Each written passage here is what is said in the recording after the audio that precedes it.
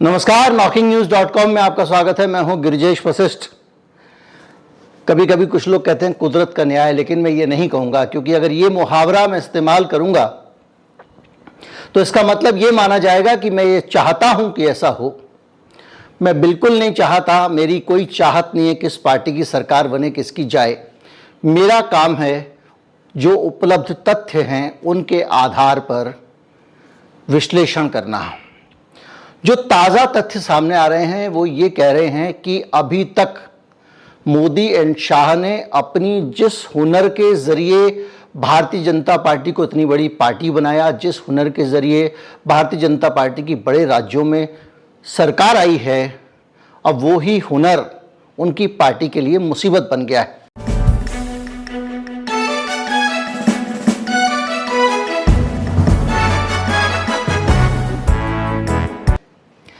अगर हम पहले मुसीबत बना है कि नहीं, पहले इस पे जाएंगे, उसके बाद ये समझेंगे हम कि आने वाले समय में ये जो इनका हुनर था ये कैसे उनके लिए मुसीबत बना। तो सबसे पहले चलते हैं, जो ताज़ा आंकड़े उपलब्ध हैं उसके हिसाब से एक सकाळ, वैसे तो सकाल है लेकिन मराठी में सकाळ को बोलते हैं।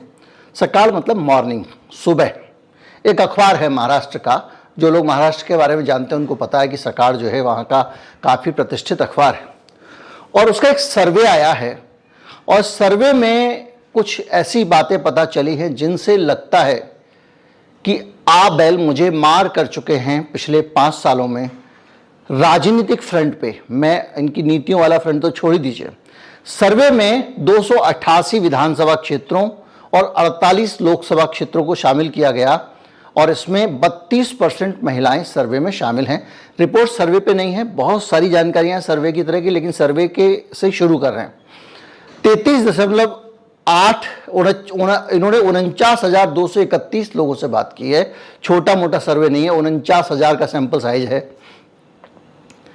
33% लोग कहते हैं कि बीजेपी, 19% लोग कहते हैं कि कांग्रेस, 15.3% लोग कहते हैं एनसीपी, और शिवसेना शिंदे समूह को सिर्फ 5% लोग मानते हैं और उद्धव ठाकरे की शिवसेना को 12% लोग मानते हैं। मतलब ये लोग इनको समर्थन दे रहे हैं।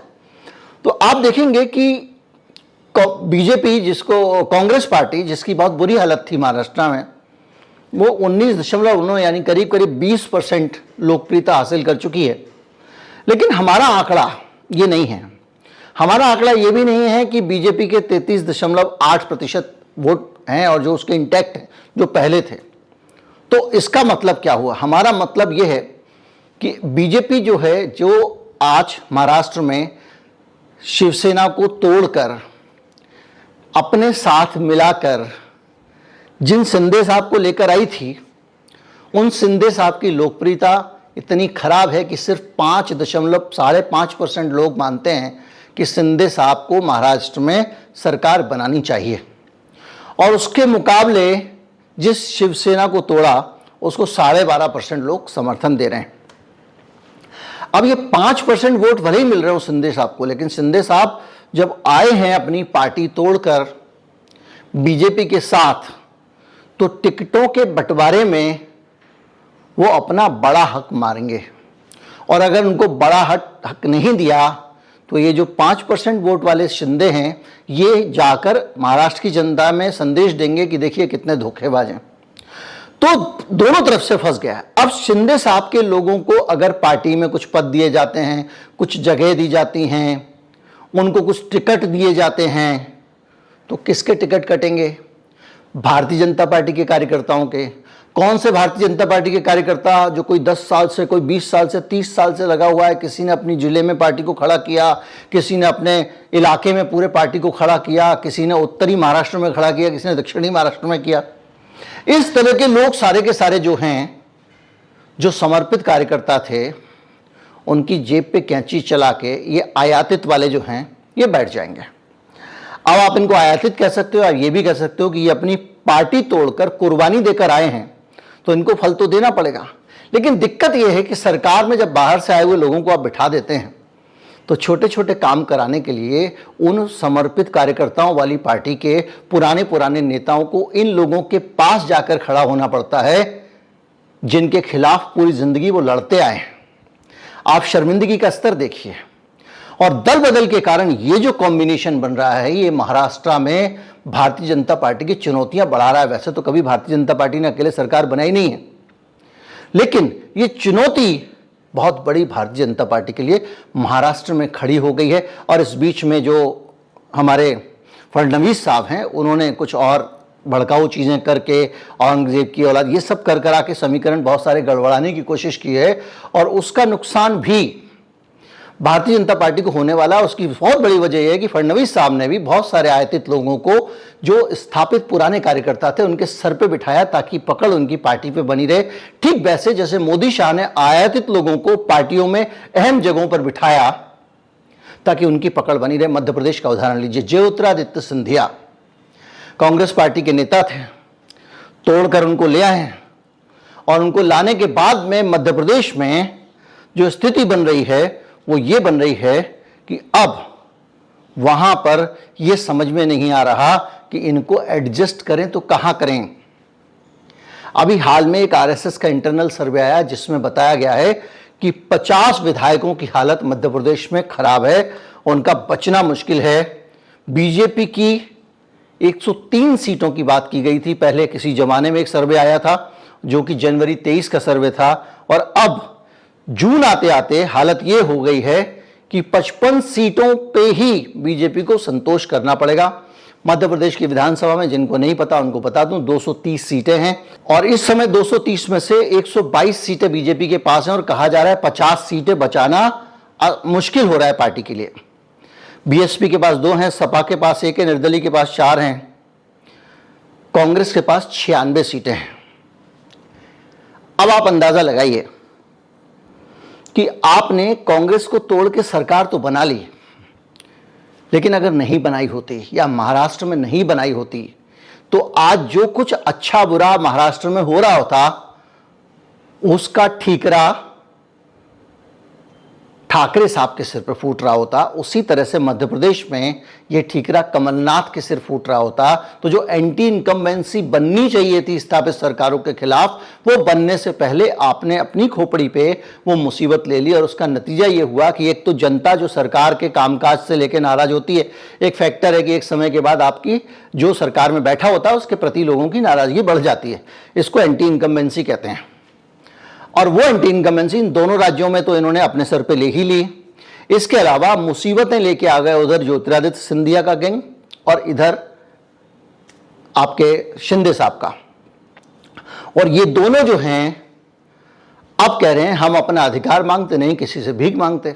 वहां पे हमको जिलाध्यक्ष बनाओ। वहां जो बैठा हुआ बीजेपी में काम कर रहा है, बचपन से बेचारा शाखा जाता था, विद्यार्थी परिषद वाला, वो कह रहा है साहब ये कहां से लाके हमारे सर पे रख दिया। अब हम छोटे छोटे काम के लिए इन कांग्रेसियों के आगे हाजिरी बजाएंगे जिन कांग्रेसियों को हम चवन्नी में नहीं पूछते थे। अब बीजेपी के अंदर एक कांग्रेस बीजेपी बन गई, जाहिर बात है उधर एक शिवसेना बीजेपी बन गई महाराष्ट्र में। तो ये जो है ना चीजें, ये 2 बड़े राज्य मैंने आपको बता दिए और 2 बड़े राज्य काफी मायने रखते हैं, महाराष्ट्र और मध्य प्रदेश। अब आप दूसरे राज्यों में भी जाए, देखिए अगर आप याद कीजिए तो कर्नाटक क्यों लूज किया इन्होंने। कर्नाटक इन्होंने इसलिए लूज किया क्योंकि जो वहां पर जगदीश शेट्टार थे उनको नजरअंदाज कर दिया, उनकी मांगों को सुना नहीं। और दूसरा वो जो येदियुरप्पा बैठे हुए थे वहां पे, इनको लगा कि एंटी इनकम्बेंसी है, जैसा ये हमेशा करते हैं। इन्होंने गुजरात में क्या हुआ कि एंटी इनकम्बेंसी है, लोगों को सरकार के प्रति नाराजगी है तो मुख्यमंत्री बदल दो, सारे जितने काट सकते हो टिकट काट दो। तो लोगों को लगेगा हाँ भाई ये तो बुरे थे, इनको हटा दिया, अब पार्टी सही है, अब हम टिकट दे देंगे। इसी तरह से आपने कहा किया, दिल्ली में नगर निगम में किया था, उसका फायदा आपको मिला था, आपने सरकार बनाई थी। तो ये तरीका बहुत सारी जगहों पे लगातार बड़ी जम के टिकट काट रहे हैं। यूपी में भी इन्होंने काफी टिकट काटे थे। लेकिन दिक्कत ये हो रही है कि आप टिकट तो काट रहे हो, लेकिन जिन नेताओं का टिकट काट रहे हो वो नेता भी अपना, वो केवल मोदी के नाम पे वोट नहीं ले रहे हैं। ये वो नेता हैं जिनका अपना वजूद भी है। और उन नेताओं में जिनका अपना वजूद है उसमें येदियुरप्पा थे कर्नाटका में, और उनके साथ में जो कम्युनिटी आती थी लिंगायत, उसको भी आपने नाराज कर दिया। क्या हुआ, आपने लूज कर दिया। हिमाचल प्रदेश में जबरदस्त गुटबाजी थी, 3 गुट बने हुए थे। अनुराग ठाकुर के पिताजी प्रेम सिंह धूमल, और इसके अलावा इनका एक गुट अलग था, जयराम ठाकुर का गुट अलग था, और भाजपा के जेपी नड्डा साहब का गुट अलग था। जेपी नड्डा साहब के ऊपर तो आपको याद है मोदी जी से फ़ोन पे ही एक आदमी ने बोल दिया था कि ये नड्डा साहब जो है इनके रहते हम कभी पार्टी में काम नहीं कर सकते। तो एक गुटबाजी, 3 ध्रुव थे, खत्म हो गई पार्टी। हिमाचल प्रदेश में कांग्रेस की सरकार बन गई। पंजाब में कांग्रेस ने इसी तरह से अपना लूज किया, वहां पे सिद्धू साहब अलग लगे हुए थे और दूसरे जो उस वक्त के मुख्यमंत्री थे वो अलग थे, एक चन्नी साहब का एक गुट अलग से बन गया। तो इन सारी चीजों को मिला के क्या हुआ, पंजाब कांग्रेस को गंवाना पड़ा। भाई आखिर में जिस आदमी को काम करना है बूथ पे, जिनको लोगों को बिठा के लाना है ऑटो में, वोट डलवाने हैं, वो आपके इलाके के ही लोग हैं ना। अब वो आदमी अगर मान लीजिए जिसके इलाके में आपको वोट डलवाने हैं वो आदमी रूठा बैठा हुआ है, उसके कार्यकर्ता वोट डलवाने जाएंगे नहीं। हर जगह तो आपके पास कार्यकर्ता नहीं है, वरना हर जगह हर आदमी इतना पावरफुल है तो पार्टी की जरूरत क्या है। तो जो संगठन में फूट है वो इस तरह से दिखाई दे रही है। अब दिक्कत ये हो गई है यहां सिंधिया और उनके समर्थकों को मध्य प्रदेश में एडजस्ट करना मुश्किल है। शिवराज सिंह कह रहे हैं भैया कि ये हारे हुए लोग हैं, जब हार कर आए थे चुनाव यहां पर तो इनको हम अपनी पार्टी में टिकट क्यों दें। उधर जो वीडी शर्मा हैं, जो प्रदेश अध्यक्ष हैं बीजेपी के, उनके अलग समीकरण है, उनकी अपनी अलग चाहते हैं। शिवराज सिंह की अपनी समस्या है कि नाक ना चाहने के बावजूद मोदी शाह के वो जमे हुए हैं। ज्योतिरादित्य को लाई ही इसलिए थे कि शिवराज सिंह की एंटी इनकम्बेंसी बहुत साल की हो गई है, इनको हटा देंगे, कहेंगे देखो जी शिवराज सिंह अच्छा काम नहीं कर रहे थे, हटा दिया, हम ज्योतिरादित्य साहब के सामने पेश करते हैं। लेकिन ज्योतिरादित्य के मामले में नहीं हो पाया। राजस्थान में भी ये स्थिति है। राजस्थान में वसुंधरा राजे हैं, आप जानते हैं, और वसुंधरा राजे को एक तरफ बिठा दिया गया था एकदम से कोने में, और दूसरे नेताओं को आगे किया। वो शूटर जी हैं जो राज्यवर्धन सिंह राठौर, इसके अलावा गजेंद्र सिंह शेखावत, सतीश पूनिया जो वसुंधरा के खिलाफ खुलकर बोलते थे, उसको प्रदेश अध्यक्ष बना दिया। अब क्या हुआ, तीनों गुट थोड़े थोड़े मजबूत हो गए। अब हार मानकर चुनाव नजदीक आ रहा है तो आप फिर वसुंधरा राजे को लेकर आए हैं। तो ये जो फूट है ये भी कहीं ना कहीं, और अगर मान लीजिए सचिन पायलट आ गए होते राजस्थान में तो क्या होता। आज जो सचिन पायलट का असंतोष कांग्रेस को नुकसान पहुंचा रहा है, वो असंतोष बीजेपी को नुकसान पहुंचा रहा होता। तो आप अगर इस पूरी सिचुएशन को देखते जाओ और आगे बढ़ते जाओ तो हालत यह है कि आप किसी भी राज्य में चले जाओ, और ये तो मैं बड़े राज्यों की बात कर रहा हूं, इन सब बड़े राज्यों को अगर आप देखो तो कहीं ना कहीं किसी ना किसी तरह से आपने खुद जो काम किए थे, जो आपने सोचा था कि इससे हमारी पार्टी आगे बढ़ेगी, उसका जो लॉन्ग टर्म नुकसान था वो नुकसान अब आपके सिर पड़ गया है। उत्तर प्रदेश में योगी आदित्यनाथ एक गट्स रखते हैं, स्टैंड रखते हैं, उन्होंने किसी की नहीं सुनी, किसी की नहीं चलने दी। वहां पर भी एक उप मुख्यमंत्री के तौर पे एक मोहरे को जल्दी रिटायर करा के केंद्र सरकार से घुसाने की कोशिश की गई थी, मोदी जी को चुनौती देने के लिए, योगी जी को चुनौती देने के लिए। बाबा ने उनको उठा के फेंक दिया कि जाइए आप बनारस में और मोदी जी की सीट का चार्ज संभालिए। याद कीजिए, बहुत सारी कोशिशें की गई थी। तो आज बीजेपी वहां सुरक्षित है क्योंकि वहां पर अपनी ताकत को बनाने के लिए बाहरी एलिमेंट को ज्यादा पार्टी में अहमियत नहीं दी गई। इसलिए उत्तर प्रदेश में बीजेपी की संभावनाएं दूसरे राज्यों के मुकाबले उतनी खराब नहीं है।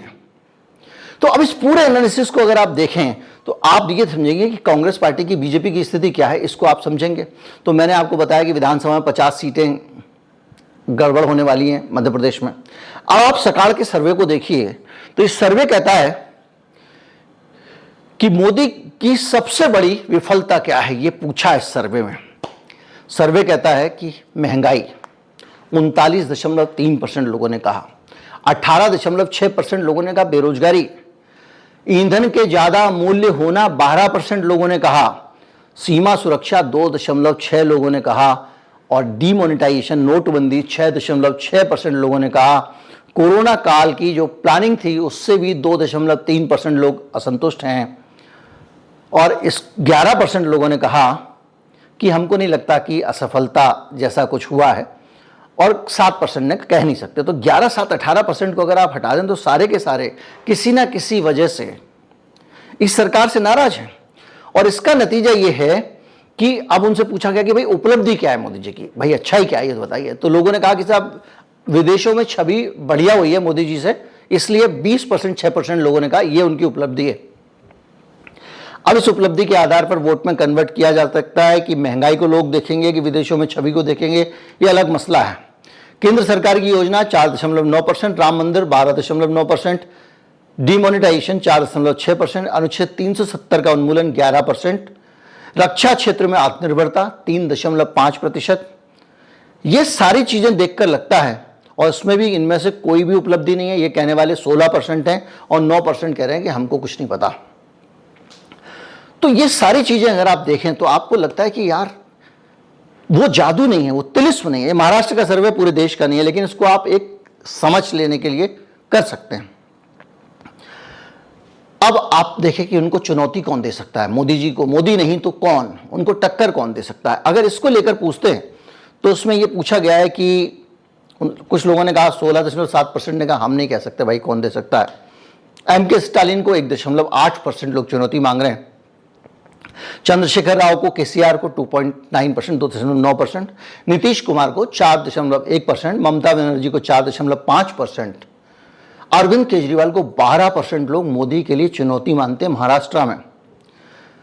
राहुल गांधी को 34% लोग मोदी के लिए चुनौती मानते हैं, लेकिन 23% लोग कहते हैं कि इनमें से कोई भी चुनौती नहीं है। यानी मोदी जी को के लिए चुनौती देने वालों में सबसे ज्यादा सहमति राहुल गांधी के नाम पर है, और दूसरे नंबर पर लोग कहते हैं इनमें से कोई चुनौती नहीं दे सकता, जो 23%, यानी 34% लोग मानते हैं कि राहुल गांधी मोदी को चुनौती दे सकते हैं, लेकिन 23% कह रहे हैं कि कोई चुनौती दे ही नहीं सकता मोदी जी को। बहरहाल तो ये सर्वे जो है ये बहुत सारी चीजें बता रहा है, और ये जो बता रहा है उसका मतलब ये है कि आप भारतीय जनता पार्टी के लिए स्थिति देखिए कितनी कॉम्प्लिकेटेड होती जा रही है। जिसको आपने समझा था कि आपका तुरुप का इक्का है, वो आपके लिए मुसीबत बन गया। अब आपके सामने सबसे बड़ी समस्या है कि एक साथ इन लोगों को एक धरातल पे लाएं। 5 साल का मौका होता है। मैं आपको पहले ही बता चुका हूं, नेताओं के लिए विचारधारा सब बेचने की चीज होती है। असली चीज होती है उनका करियर। जो ज्योतिरादित्य सिंधिया के साथ आया हुआ कार्यकर्ता है कांग्रेसी, वो मध्य प्रदेश में किसी भी हालत में 5 साल और इंतजार करना नहीं चाहता है। ज्योतिरादित्य सिंधिया भी जानते हैं कि अगर वो अपने कार्यकर्ताओं को कुछ पद और कुछ अहमियत बीजेपी में नहीं दिला पाएंगे तो इनका मोहभंग हो जाएगा, ये कांग्रेस में वापस चले जाएंगे। कांग्रेस पार्टी उधर यूनाइटेड है। दिग्विजय सिंह समर्थन दे चुके कमलनाथ को, वो मान चुके हैं कि वो मुख्यमंत्री के दावेदार नहीं है, अकेला दावेदार है वहां कमलनाथ। तो ज्योतिरादित्य के सामने बड़ी चुनौती है, इसी तरह से शिवराज सिंह के सामने चुनौती है, उसी तरह वी.डी. शर्मा के सामने चुनौती है। और यही स्थिति कमोवेश महाराष्ट्र में हो रही है। वो एकनाथ शिंदे आ गए, अब एकनाथ शिंदे को एडजस्ट करिए आप, और जहां जहां बीजेपी एकनाथ शिंदे को एडजस्ट करेगी वहां वहां वो अपनी कीमत पे करेगी, अपने कार्यकर्ताओं को नाराज करके करेगी। तो निचोड़ ये है, आप इसको प्राकृतिक न्याय कहो या कुछ कहो, कई बार ये होता है कि आप सामने देख रहे होते हो कि जो मैं कर रहा हूं वो बेस्ट है, लेकिन समय के साथ पता चलता है कि वो आपने सबसे खराब कदम उठाया था। और वही स्थिति अब भारतीय जनता पार्टी के लिए होने जा रही है 2023 में, जो अंत में अभी होने वाले हैं विधानसभा चुनाव। और इन राज्यों में से जिनकी ज़्यादातर विशेषज्ञ मान रहे हैं कि लूज करने की संभावना, इनमें से अगर राजस्थान में कुछ कर पाए बीजेपी तो कर पाए, ऐसा मेरा मानना है। विशेषज्ञ इसको भी नहीं मानते हैं। तो अगर ये और लूज करते हैं, कर्नाटक लूज कर चुके हैं, तो फिर वही होगा जो पांचजन्य के लेख में लिखा था कि मोदी जी का तिलिस्म खत्म हो गया है, खाली मोदी जी के चुनाव नाम पर 24 नहीं जीत सकते। और जो उसके ऑर्गेनाइजर के लेख में लिखा हुआ था कि हमारे आरएसएस का मुखपत्र ऑर्गेनाइजर, वहां जो लिखा जाता है वो आरएसएस की बात होती है कि राम के नाम पर भी ज्यादा दिन राजनीति नहीं चल सकती। आपने जो आर्थिक नीतियां चलाई हैं और जो आप पश्चिमी अंधानुकरण किया आपने आर्थिक नीतियों का, उसके कारण जो नुकसान हुआ है उसकी भरपाई भी करनी पड़ेगी। तो बहरहाल 24 को लेकर कहीं से सकारात्मक संदेश दिख नहीं रहे। आरएसएस के अंदर से देख लीजिए, अलग अलग सर्विस से देख लीजिए, मध्य प्रदेश का सर्वे बीजेपी का इंटरनल सर्वे है। और ये सब जो नुकसान हो रहा है इसके पीछे वो चतुराई में उठाए गए कदम हैं जिनमें दूरदर्शिता नहीं थी। लगा था कि हमने कमाल कर दिया, हमने 6 बॉल पे छक्के मार दिए, लेकिन ये भूल गए ज़्यादा छक्के मारने में आउट होने के चांसेस भी ज़्यादा रहते हैं। उम्मीद करता हूँ वीडियो आपको अच्छा लगा होगा। अच्छा लगा हो तो ज़्यादा से ज़्यादा लोगों तक पहुँचाएं, चैनल को सब्सक्राइब कर लें। नमस्कार, जय हिंद।